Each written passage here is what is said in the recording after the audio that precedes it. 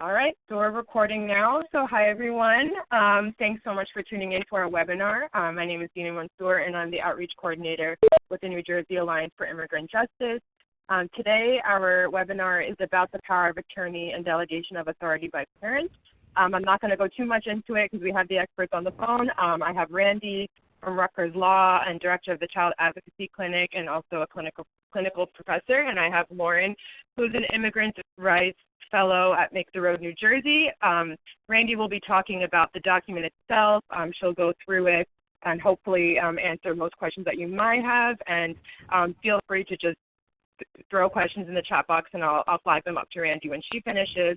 And then we'll have Lauren, who will go into how to introduce the document into a Know Your Rights workshop context and what that requires. So yeah, I think then we'll get started. Just a little bit about the presenters on this slide, and I'll turn over to Randy, who will start her bit off. So Randy, feel free. Okay. Hi, everybody. So I'm Randy Mandelbaum. I teach at Rutgers Law School, and I run the Child Advocacy Clinic there. And I was asked to present tonight on a document that I developed with a lot of other attorneys that I think is in line with what national groups are recommending around the country in terms of encouraging people to do emergency planning or safety planning. So looking, and in line with that, I think, we're only tonight talking about the power of attorney, but certainly encouraging people that are concerned about their immigration situation to both learn about their rights and speak to a lawyer are critical. We're going to focus on number 2 that's on the slide, emergency planning for loved ones, in this case children, in the event and the unfortunate event that the parent or caregiver are detained or deported. I'm going to have to keep asking Dina to move to the next slide. So Dina, could you move to the next slide? You got it. Okay. So the document that we're talking about, and at the end I will give a link to where people can find the actual documents, either a bilingual document in English and Spanish, and also a memo that I created of commonly asked questions that also is available in both English and Spanish. But the document itself that we're talking about and encouraging people to think about doing if they are concerned that they might be in a situation where they're detained or deported is what we're calling a power of attorney / a delegation of authority, of parental authority. Next slide, Dina.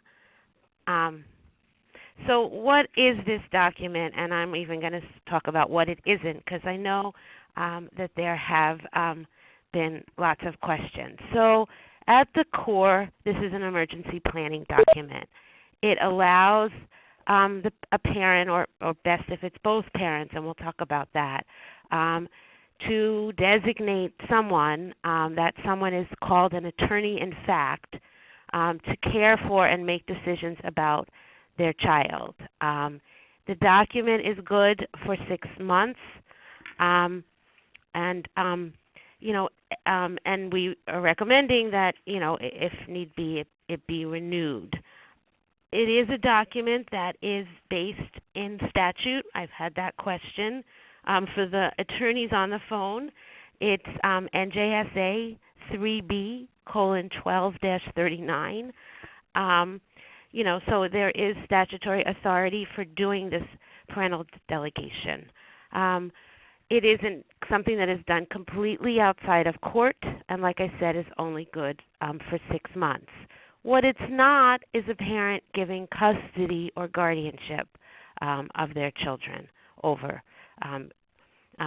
Only a court, in our case the Superior Court, can grant an order of custody or guardianship. So this is really just an emergency document that allows a parent to delegate someone else, what's being called an attorney in fact. Next slide, Dina. So what can this attorney in fact do? If you know, the document itself has a lot of different uh, caregiving responsibilities that the parent can designate. So it can first allow the attorney in fact, to provide caregiving and take care of the child's well-being. It can allow the parent to allow this person to make medical decisions, educational decisions, approve and arrange for travel, and also handle any financial matters in which the child or children may be involved in. The parent can decide, or parents can decide, which of these responsibilities they want to authorize the attorney in fact to do. However, what I tell parents that is if they want this person to be able to fully care for their child, should they unfortunately not be able to, that it's best if they check off all of the responsibilities. That would allow the attorney in fact to be able to fully care for the child. Next slide.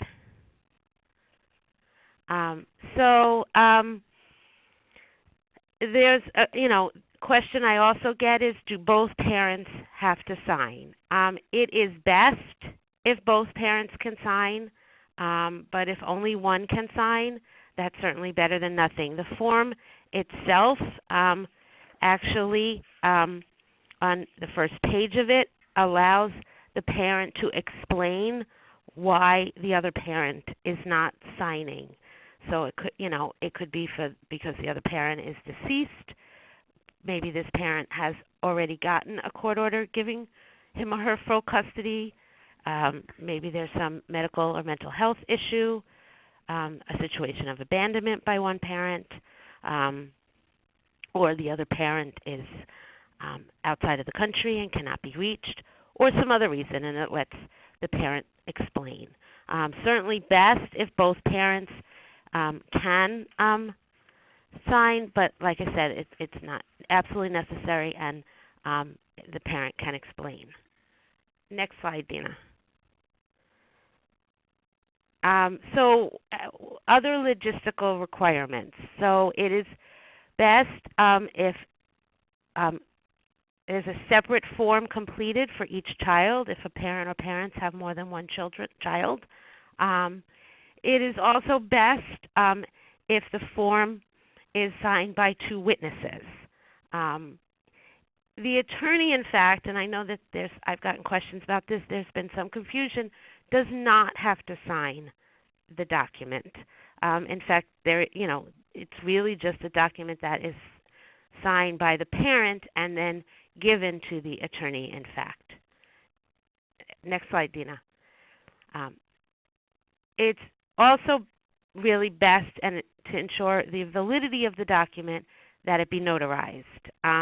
When I'm doing presentations in the community, I'm very careful to explain what I mean by that, because in some communities we've heard about a lot of notarios asking for a whole lot of money to complete these documents. It's my understanding that notary publics can't charge more than $2.50 to notarize a document. Notarizing really is just validating the signature. In some cases, libraries, banks, UPS stores may even do it for free. In addition, for those non-attorneys on the phone, any attorney in New Jersey is a notary, although attorneys in New Jersey don't have the fancy stamp and seal. The person you use to notarize, though, cannot also be one of the witnesses. Next slide. A few other points about the attorney in fact. So they must be 18 years of age. So it can be an older sibling of the child, but that older sibling really needs to be at least 18. Most important, I think, it be someone that the parent trusts and with whom the child or children would be comfortable. Right? You're anticipating that this could be a situation where all of a sudden the parent or parents aren't there, and so that it be someone that the parent trusts and whom the children are going to feel okay with is important. A question that I get a lot is, does the person who's being appointed need to be somebody with legal immigration status?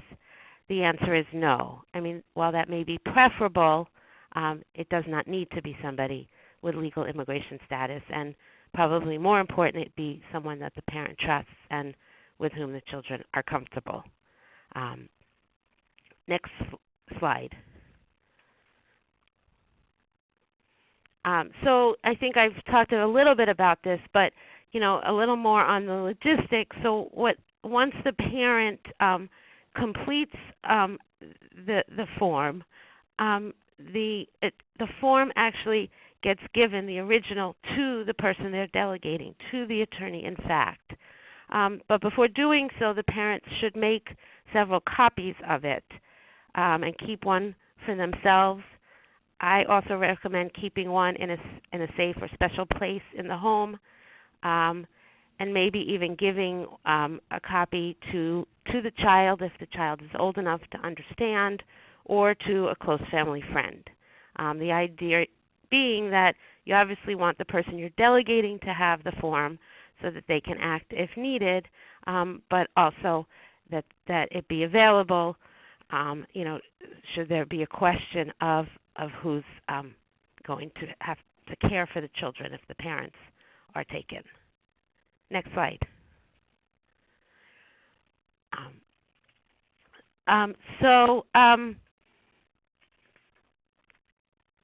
Can someone other than a parent initiate a power of attorney? The answer to that question is yes. If a person has legal guardianship, meaning they've been granted legal guardianship from a court, they can initiate a power of attorney and delegate someone else to care for the child should they not be able to. It is likely that a person who also has been granted legal custody from a court could do so. I think it's advisable if it's someone other than a parent who is initiating a power of attorney that they also give the attorney, in fact, a copy of that court order of granting them the guardianship or the custody. What isn't possible is somebody who has a child as an Office of Refugee Resettlement sponsor. If the child was placed with an aunt or an uncle by ORR, that act does not give that aunt or uncle any legal authority, any custody or guardianship. And so they would not be able to initiate a power of attorney simply because they are an ORR sponsor and have that ORR sponsor letter. Next question, Dina. So another concern that I've heard is whether parents lose their authority once they've entered into a power of attorney or the delegation. And the answer to that is no, they do not. Once one of these forms is completed, the parent and the attorney, in fact, the person who's been delegated, share authority, what we call concurrent authority. So both could, once the document is entered, make decisions on behalf of the child. But hopefully they're delegating someone with whom they trust that isn't going to necessarily act or do anything until it becomes necessary. But at no point in time is the parent losing their authority to act as parent. They're not giving up custody. Only a court can take custody away from a parent. And so it's really like it's a shared authority. Next slide, Dina. So another concern is the foster care is will I still come and take the children and place them into foster care? And the answer is hopefully and probably not. The power of attorney, this delegation, does show that the parents had a plan, that they acted responsibly, and had a plan for someone else to care for their child or children if they could not.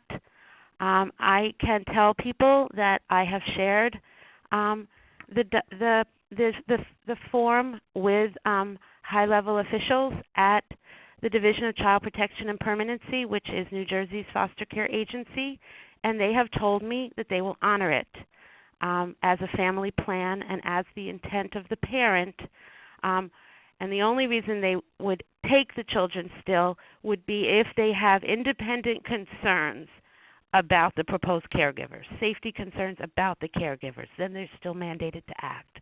But if they didn't have those concerns, they would honor the document as the plan of the parent and as the intent of the parent. Next slide, Dina, please. Another important question, how can parents end the power of attorney should they want to? So as the form itself states, the power of attorney can be revoked at any time, and I see I have a typo on the slide, I'm sorry, by putting in writing, just simply putting in writing, the parents put in writing that they are revoking it. I think it's best, although not necessary, that if the initial power of attorney has been witnessed by two people and notarized, that the revocation be, but that really isn't necessary. They certainly want to give a copy of the revocation to the person that has been appointed as the attorney in fact, and then they want to get the original power of attorney back. I also say that if the parent knows that the power of attorney has been given to a doctor or a school, that they go and give the revocation to that doctor or to that school, so that the doctor now knows that the power of attorney is no longer in place. Next slide, please. So another question I get is, I have a relative in New York. Can they use this power of attorney form or in some other state? And the answer is no. These laws tend to be very state specific. I gave out the statute that this relies on in the beginning. So this is only good in New Jersey, but I do know that there are efforts going on around the nation in almost every state to develop very similar forms. And there are people actually, I know Appleseed is actually collecting samples of similar documents. So if you're in a different state, you want to look to find that document in that state. However, another question kind of connected is, can the person that's being appointed as the attorney in fact live out of state? And the answer there is yes. I mean, if the child's favorite aunt is in New York or Pennsylvania, that's okay so long as this person can, get to New Jersey should they need to fulfill the responsibilities of the attorney in fact. But the person who's being delegated to can reside out of state. This document just isn't necessarily good in another state. Next slide, please. Just a sort of side point, but I think worth mentioning, we are also recommending that if a parent has children that are U.S. citizens, that they consider getting passports for those children. It is difficult, not impossible, but quite difficult for anyone other than the child's parents to obtain a passport for the child. The attorney, in fact, can make the travel arrangements if that box is checked, but they won't. They can make the travel arrangements, purchase airline tickets, but they're probably not going to be able to get the child or the children a passport. So the idea would be that that parents now should get the children the passport and enter into the power of attorney and make sure that they authorize the attorney in fact to make travel arrangements. That way, if what the parent wants is for the attorney in fact to be able to send the children to them, if they get deported, they will be able to do so. And next slide, Dina, please. So the next couple of slides actually just talk about getting passports. They can be gotten at post offices and other places that advertise that they accept passport applications. And next slide, please, Dina. And this is just your list of, and this is on the internet, of the necessary steps To getting a passport, it's really just one form unless both parents aren't available to consent and go to apply, and in which case if there's only one parent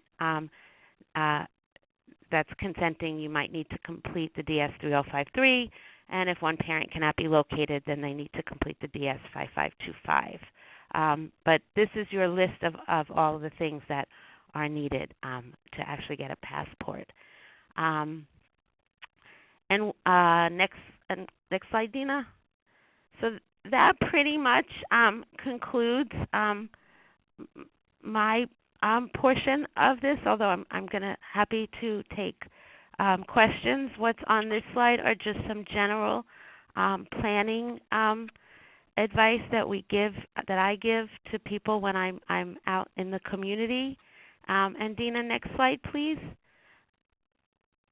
And these are just some recent things that I've been saying about documents and getting documents together. Important for people that are concerned that they may be an enforcement priority to make copies of all important papers. Keep those copies in a safe place in the home and maybe consider giving them to a trusted family member or friend. More recently, I have also been advising people if they have been in the U.S.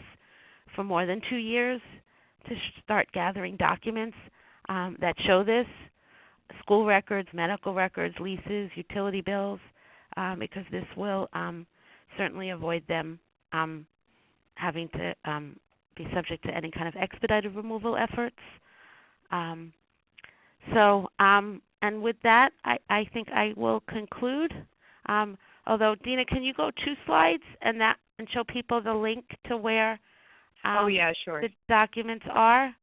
And so this is a site that has the power of attorney document in English and Spanish, and also has a memo. It's about a 4-page memo of commonly asked questions, and that is also available. I have it in English and in Spanish. Perfect. Thanks so much, Randy, for that.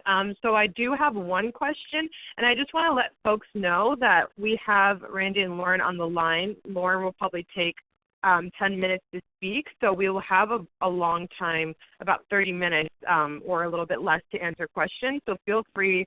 We're not waiting till the end. Just shoot your questions over for Randy, and then again after Lauren we'll take more questions. But for now I have one question. And this is from someone who works with immigrant survivors of domestic violence. I'm going to try to synthesize the question as I read it, so just bear with me. They say that I understand that giving power of attorney is not the same as giving away custody, but would giving power of attorney to a parent who was abusive to the mother, so in that case a father who has primary custody, does this open up the ability for the abusive parents to manipulate the primary parent through child care decisions? And I'm not sure if that's clear, but she followed up by saying they're referring to situations where the mom is the primary parent and is trying to escape an abusive parent, but the father could also be another guardian or parent. I don't know if you understand. That was clear.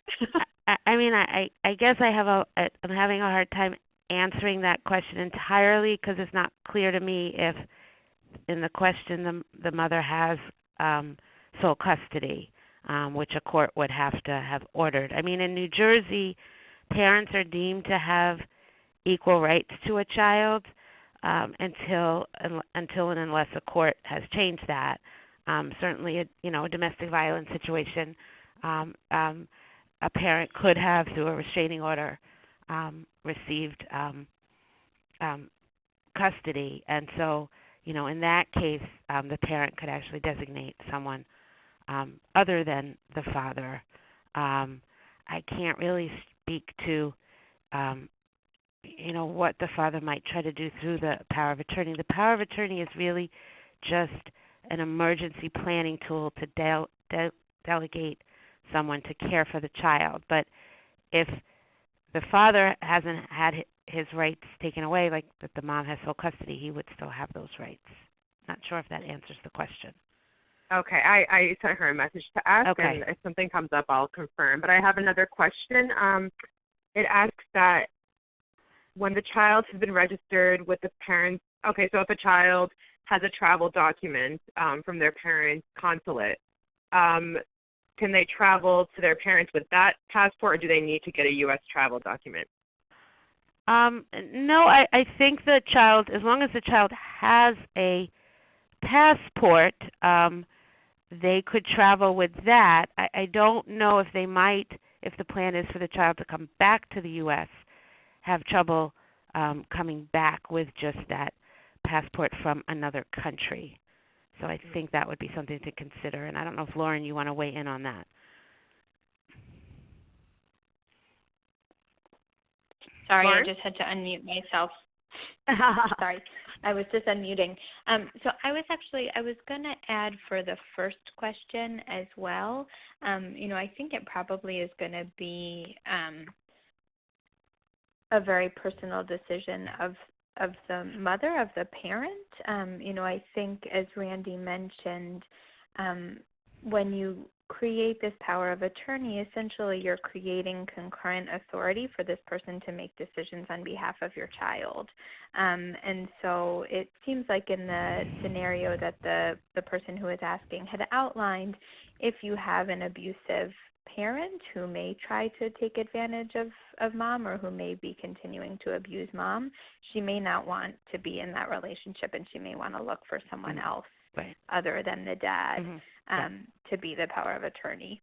And again, Randy knows this much better than I do, but if something were to happen to mom and dad didn't have custody to begin with, I think that's like a really complicated situation about what would happen. But if dad was an okay parent, if the issue was just between mom and dad, I think then a court would get involved and decide what would happen if there was a third-party power of attorney. But I think it's important for parents, it's really hard, but it's important for parents to understand that they are giving someone the ability from the moment they sign this document to make decisions for their child. And so if it's not someone that they trust, if it's not someone that they're comfortable with, they may not want to sign this document. And then for the question about the traveling on the foreign passport. Traveling on the parent's passport. The foreign passport. Right. So my understanding is that it's going to vary depending on what country. I think it probably depends on what you need to get into different countries, and different consulates are going to have different rules about that.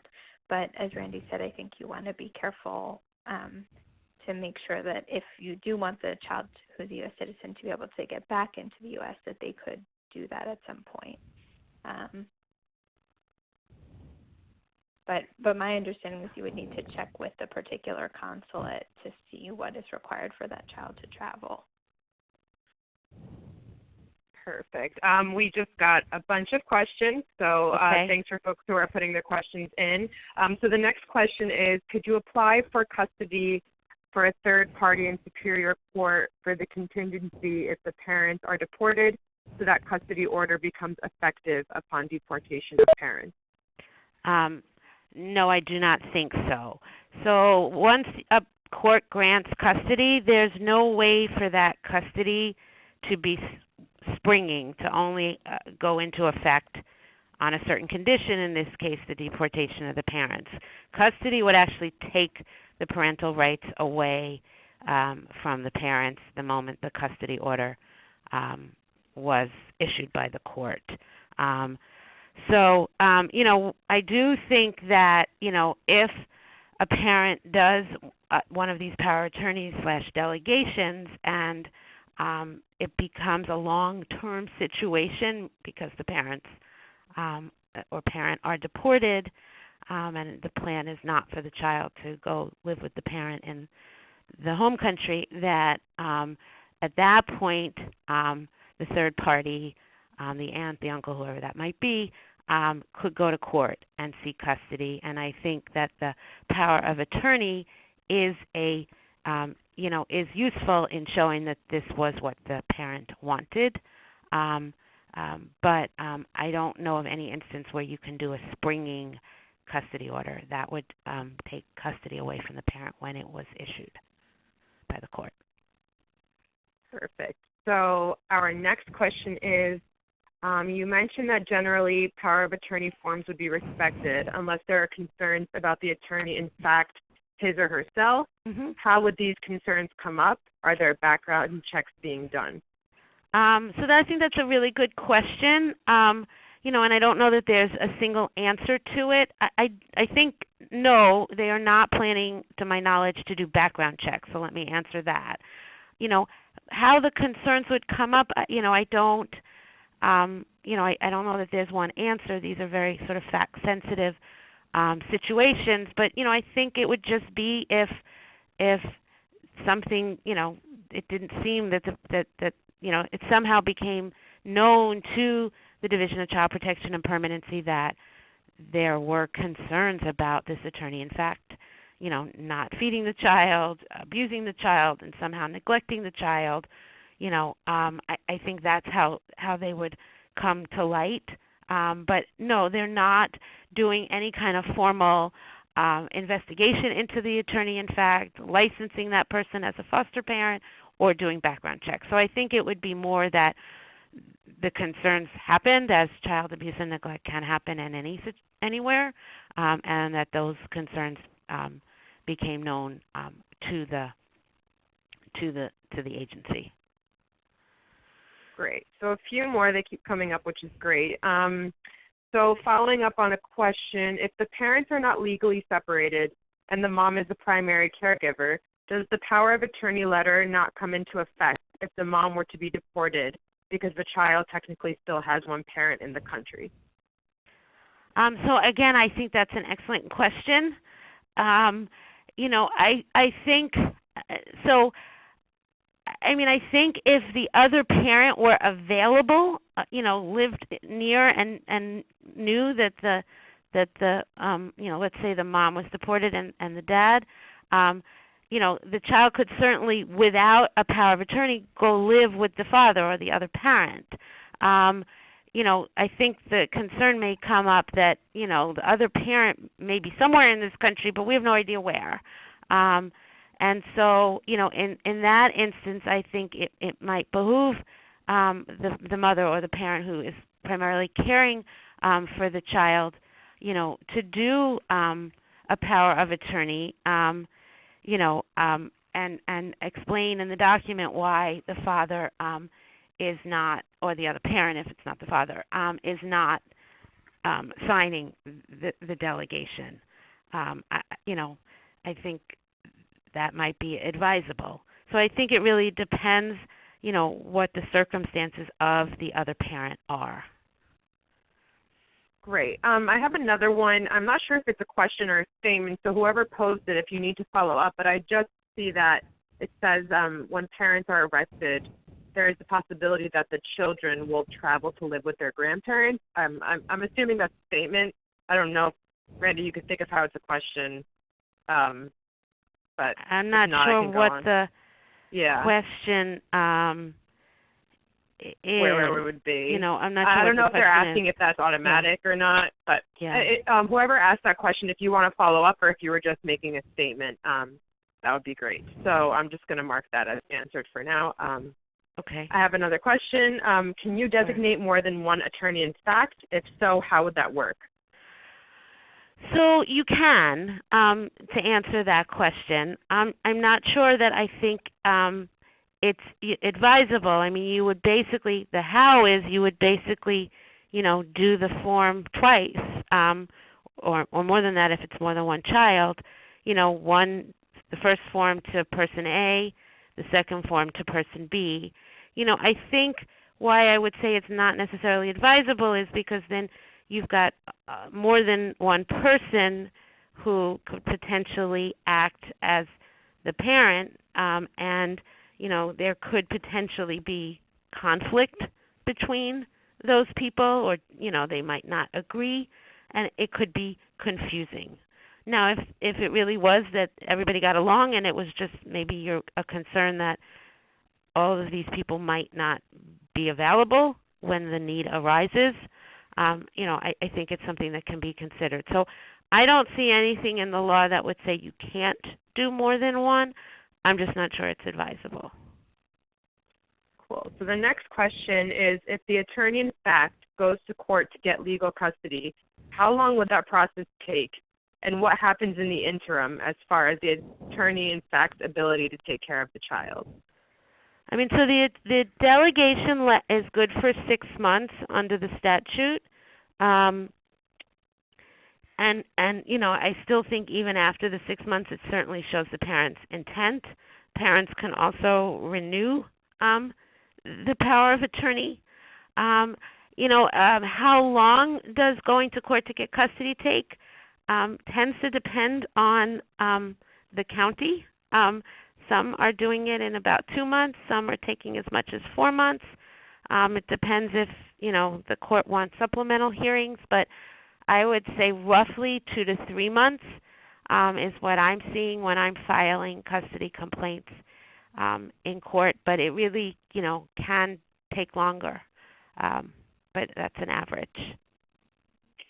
Okay, so the follow-up on the other question I thought was a statement was more so about the passport of parents, the nationality. So if they can't get them a U.S. passport and they get a passport from their consulate, what if those parents are deported and the child still just has the foreign passport and not an American passport? I guess first off, the assumption is that the child is also a U.S. citizen. So I'm going to make that assumption. I'm not sure from the question. There is a way. It's just quite difficult to try to seek a passport if you're not the parents. But I think you still need to try to get the consent of both parents. But I think so. There is a mechanism. You can go online and look. It's explained, but it's not easy to do. Okay. So another question, can both parents use the same document, or do you need to fill out a separate power of attorney for each parent? No, absolutely, the same document. I'm sorry if that wasn't clear. In fact, the document itself has a signature line for mom and a signature line for the other parent, and can allow the witness to say if they're witnessing either one parent or both parents. And the notary, there's even 2 notary kind of paragraphs so the notary can notarize each parent. It's best if it's actually the same document. Great. But it doesn't necessarily have to be at the same time if that's not possible. So the next question, if attorney in fact proves to not be fit, what will happen to the child if the parents are not in the country? I think, that's hard to say, but my best answer would be that the child could potentially end up in foster care. That's what happens to any child who doesn't have a fit caregiver. I will say that the Child Welfare Agency might still look to place with relatives or close kin, which it isn't necessarily a blood relative. But, that is potentially what could happen if the attorney in fact proves not to be a fit and there are safety concerns for the child. Okay, so next question. If a child is placed with an attorney in fact and for some reason the 6-month period runs out and they didn't renew it, would the child be taken away from the attorney in fact? So a good question. I think the answer is probably not, that the child would still remain. There are many situations going on right now where children are living with caregivers without any kind of court orders and any power of attorney. The 6 months comes from the statute. That's what the statute permits. It's actually not, on the document. The date is on the document of when the document was entered into, but on it is not that it says this is only good for 6 months. So I think the child would still remain there. I'm not even sure that doctors or hospitals would know necessarily that the power of attorney was no longer good. Perfect. So another question, it's a clarification rather. Both parents do not need to be present to make a power of attorney letter, and would it still be valid if both parents weren't present? So, right, the answer is right. They do not both need to be present. It is best if it's signed by both parents because then it's clearly both parents consenting to this. But if only one parent is available, the form, literally on the first page of the form, allows the parent who is signing to explain. It says if only one parent is signing, please check off the reason. And then it lists a bunch: death of one parent, custody is removed by court order, one parent's mentally or physically unable, abandonment, parent resides out of the country and cannot be reached, or other. So the form can certainly be signed by only one parent. It is better if it's signed by both. Great. So another question, can the parents renew the power of attorney after they've been deported? I don't see why not. They would have to do it wherever they were. And it might not be able to be notarized, but I think it could still be witnessed and completed, yes. Great. So even if there are no changes when renewing the power of attorney letter, everything must be filled out again. Are there not any different steps? So I think the answer to that is yes. I also think when a parent does it the first time, they could do more than one. It couldn't be notarized beyond that date that they're doing it, but you could have them at the ready. And you could even potentially post-date it, but the notary would only be for the date that it's being signed. Great. And someone just, I think they're clarifying that the document can be notarized in a U.S. consulate in another country. That may be. Yeah. Okay. Okay. Thank you. So what is necessary for the attorney, in fact, to be able to access bank accounts? Must a separate document be done through the bank? I think there are also more traditional power of attorneys that allow a person to do all sorts of take care of a person's financial affairs. I think if you're wanting this person to be able to do more than take care of the child, you may also want to consider doing one of those more traditional power of attorneys, that allow you to access bank accounts, maybe pay bills, even pay rent, do other things like that. This form does not do that. This is really specific to the delegation of parental authority. But certainly a person could also complete one of the more, what I'm calling traditional power of attorneys that allow someone else to take over your personal affairs and your financial affairs. Great. So the last question before we turn over to Lauren, and folks, we'll be taking questions at the end as well. So if you haven't asked your question, there's still time.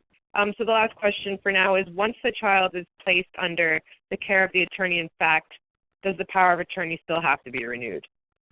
Yes. Again, technically under statute, the document is only good for 6 months. So, the fact that the document is being used, that the parent has been detained or deported, doesn't change that. Perfect. And thanks, everyone, for participating with questions. Yes, thank you. The questions are great. Thank you. Yeah, they're great. And it's great because this will all be reported. Well, it is reported, so folks can refer. I think now we can turn over to Lauren, who's going to talk about how to introduce this in a workshop context and additional factors. So, Lauren, it's all you. Great. Thank you so much. So I just have to start by thanking Randy for all of her incredible work to put this together. And I have to say that working in the community, this was something that we had been getting requests for months.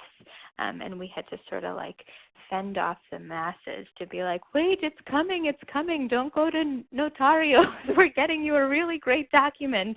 And since we've had it available, people have been so grateful, and it's been so amazing to know that we're able to help people prepare in this way, and to know that we have a trustworthy document that's been thoughtfully created and vetted and prepared, and to feel really good in putting this out for folks in the community to have such a carefully thought out tool. So I am incredibly grateful, and it's exciting to be here talking about it with all of you.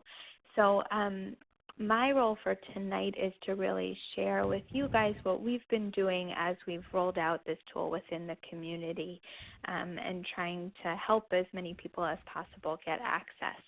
And so the model that we've been using has been a two-step clinic model. As I said, we had a lot of folks who wanted to create these powers of attorney as quickly as possible. And so our idea, and it's been working pretty well, has been to set up this two-step model. So on the first evening, we put together a workshop, and we go through what the power of attorney is and what the power of attorney isn't, in a presentation very similar to the one that Randy just gave to all of you, to explain it to folks, answer any questions, and to clear up any misconceptions that people have. I think, there's a lot of information. People want to be able to do certain things, and sometimes this can be confusing and legal, and so we just want to make it as clear as possible what you can do with this document, and also what you need to have ready in order to prepare it. So what sorts of documents you need, who you need to have talked to ahead of time, and who needs to be in the room when you're actually ready to sign. So those are the sorts of things that we go over, as well as some basic safety planning. But the main ones are what documents you want to bring. So basically we recommend that people bring birth certificates for their children. And we're not doing super careful screening. For the most part, we trust that people are only filling out powers of attorney for their own children, and mostly it's just to make sure that we're spelling everyone's names correctly, but there is also a certain level of screening. And for notaries, you also need to bring a form of identification, because people will need that for the notary to be able to sign off and make sure that it is the person who they say they are. I think one other tip, I guess I'll share this when we go to the follow-up clinic. So that's really it when we talk about that first workshop, and we get a lot of questions, much like you all had. People have a lot of questions that they want to talk about. And then our advice at the end of that intro workshop is really for folks to go home, to talk to their partners, to talk to their spouses, to talk to their potential attorney in fact, to think about who they may want to ask. And then to come back the following week ready with all of their documents, ready with all of the information, and ready to fill out the forms. So then in the follow-up clinic, what we've done is we've had some volunteers who can help people to fill out the forms. The form is pretty straightforward. It's pretty easy, but sometimes folks need help just figuring out where exactly to put all of the information. And then we've been able to get a lot of volunteer notaries or volunteer lawyers who can help sign. And then my one piece of advice there is sometimes people get worried when lawyers notarize the form. As Randy said, all lawyers in New Jersey are notaries, but people get worried when there's no stamp. So I always like to make a point of letting people know, not to be worried. It's completely valid. I'm putting my bar license number right there, and that everything is going to be okay. It's a completely kosher document. So we've found that model works really well. There's actually not that much information that you need. And one thing that we've done also in that follow-up clinic is we've done it in sort of a proctored way. So we, project the form up on a big screen, and we walk people through each of the questions, each of the information that they have to fill out, and then we have volunteers walking around the room to help individuals if they have questions or if they need a little bit more individualized attention. So that's worked pretty well for us. And in that way, we feel like, this is a pretty intense thing for people to be thinking about, and obviously people have been thinking about it. They've been asking about it for a very long time. But it gives people a chance to get all the information, to talk with their families, to prepare, and then to come back and actually put the document into practice. So I think that's really all I have. It's pretty straightforward, which is great because, one thing that I know Randy was very intentional about, that I know people in the community are really grateful for, is we didn't want this to be a form that would get bottlenecked at lawyers, right? We didn't want this to be a thing where you had to go to a lawyer to get it, or it was going to be a block to getting out into the community. We wanted it to be really accessible to people. So the form is pretty easy. It's pretty straightforward. The process is also pretty straightforward. And we've just found that it's helpful to provide a workshop where people can get their questions answered, they can understand what's going on and what they need, and then to help as many people as possible to put it into practice. So I think I will stop there, and if there's any more questions, either about the power of attorney itself or about the process or best practices for getting it out in the community, I'm happy to talk more about it. Great. Thank you, Lauren. I haven't seen any questions. I'm going to throw up our contact information on the slide that's on your screen now. Folks, I can wait. I know we have until 8. We can wait another minute or two if you have questions. But if we don't receive questions in the next minute or two, we can stop it there. And as I said, this will be recorded, or is recorded. I don't know why I keep saying that. This is recorded. So I will send the information in a follow-up email to access it on our website. As Randy noted, I could put the slide back up, but you can access the forms in this slide here. And I'll just say, if people, you have my email was up there. This is Randy. Mm-hmm. If people have questions after tonight, I've been responding to a lot of people's emails and even concerns about using the document. I'm happy to take your emails, and I'll do my best to respond promptly. If for some reason you have trouble accessing the documents on the link that's provided, I can also email them to you. I just really want to stress again that, this is an emergency planning document. It really is not taking custody away, from parents. I also think it's, I don't think it should have any real consequences to the parents in terms of, them still not being able to show that they're being detained or deported would be a hardship. It simply is really just trying to do some emergency planning so children have a caregiver and don't end up in foster care. Exactly. And also I sent the power of attorney with the FAQs as an attachment with the invitation. Yes, that's true too, yes. Yeah, so if folks have that, or of course reach out to Randy or the Rutgers website. Just a few things, but I think I'm going to be able to answer these questions. Yes, the slides will be available with the recording. It'll be as you see it right now, just done in order. So that will be accessible to you hopefully tomorrow. I'll send it in a follow-up email with the link. So that will be available. Let's see what else we have here. I'm trying to do it while I speak. Yeah, we just got a comment that this information was useful and clients will benefit. I'm glad, and I'm sure Randy's really thrilled to hear that, and I'm sure Lauren is as well. Could your power attorney form be? Oh yeah, you see questions? Yeah, you can get that one. So I think the question is, could it be used, the power of attorney form be used in other states given the different laws?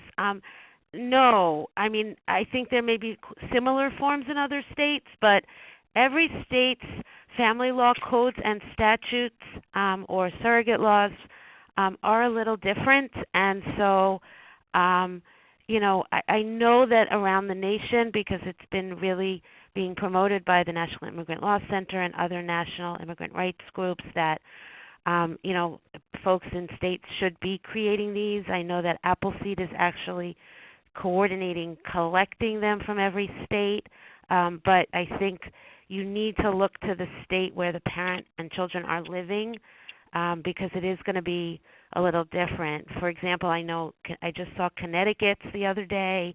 They can do it for a year, and theirs is called standby guardianship. We couldn't do that in New Jersey. It's only 6 months, and our standby guardianship laws are limited to illness and death of a parent. So every law is a little different. So yeah, this is good for New Jersey, and if you have clients in other states, I would certainly look to immigrant rights groups in those states for forms in those states, or potentially Appleseed. So Great. Randy, Thanks, I don't know, I Randy. read that question a little bit differently. Oh, okay. I wonder, or maybe I'm reading it wrong, but I guess it raises the question for me, like let's say you're living in New Jersey, but we are very close to other states, and so you travel to New York, and the child needs to get medical care in New York, for example, and you have this power of attorney. I think. So would it be honored in other states? Would it be honored in other states? So exactly. yes, I think that would be. I mean, I also think, as I said earlier, the person you're appointing as an attorney, in fact, could reside in another state, say New York or Pennsylvania that border New Jersey. They could, the person could reside there so long as they could get to New Jersey if they needed to. And I think once this is entered, it should be honored anywhere, but it's only valid for parents. Just like a New Jersey custody order that was entered in New Jersey would be honored in another state. Oh, I think it was clarified here that the individual asking actually lives in Maryland. No, it's okay. I mean, hey, people got two different answers. Okay. But yeah, okay. the individual asking lives in Maryland. Still good. Okay. So I had someone raise their hand. If that person who's raised their hand, if they want to type a question in the text box, I'm not sure if you had a question, but we'll be here for another minute. Another question I have, never mind, another follow-up. Hold on. Okay, I'll get to these. So the first kind of logistical question, will we get hard copies? Answers to the questions that were asked. Unfortunately, you're going to have to just access the video. It'll be on YouTube, but also it will be embedded in our website. So if you want to refer back for questions, you'll just have to go through the video. So another follow-up, if the attorney in fact lives in another state and can get here, can they take the children with them to their state? So I think the answer there is yes. I mean, the only thing I would be concerned about, and this is a very fact-sensitive answer, but that could be potentially quite disruptive to the children, although that may be secondary to whatever else is going on. I also don't know if the children are U.S. citizens. They could have New Jersey family care or other state-based benefits that might not transfer to another state. And I also don't know if it could potentially be hard to get them enrolled in school in the other state, because some of that's going to depend on the laws of the other state. So it's not impossible, but there could be some of those kinds of issues that could come up. Great. So it is now 8 o'clock. If there's a quick question while I'm wrapping up, feel free to throw it in. But I just really wanted to thank Lauren and Randy so much for being on this call tonight. I know the need's been there, and I'm going to pause there. Can children who are not citizens also have a power of attorney letter? Yes, they very much can. This does not limit it, and I hope I didn't give the impression that it was, that it is not limited to children that are U.S. citizens. Great. Perfect. So I saw that. Does anyone else have a question? I can finish my wrap up. But yeah, I just wanted to thank Randy and Lauren so much. Randy, who had worked so hard on the document, and Lauren for giving her experience on implementing it in practice. I know folks, I'm reading the messages here, are very appreciative of this, and they're definitely extending their deepest gratitude, as am I. So again, folks that are on call, thank you so much for joining. This will be on our website. I'll send it in the follow-up, and you can circulate around to your networks for those folks who couldn't come in. I know some folks emailed me saying they couldn't make it and asked if it would be recorded. So feel free to send this around. We want it to be accessible to everyone. And as Randy said, you have our contact information. I don't know if Randy or Lauren have anything else to say. No, just thank you all for listening. Yeah, thank Great. you.